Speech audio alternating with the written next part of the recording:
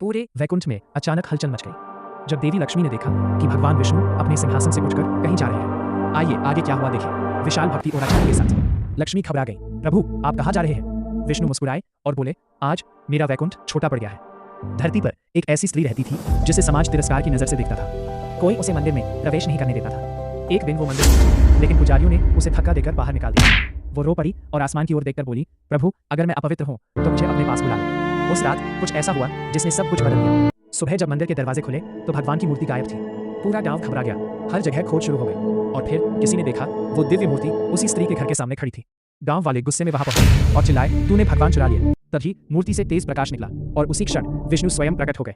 उन्होंने कहा, तुम पत्थर पूजते रहे, इसने मुझे दिन से पुकारा। फिर बोले, आज से मैं यही रहूंगा इसकी सच्ची भक्ति के कारण। और उस दिन के बाद भगवान ने महलों को छोड़ दिया और उस स्त्री के छोटे से घर को ही अपना वैकुंठ बना लिया।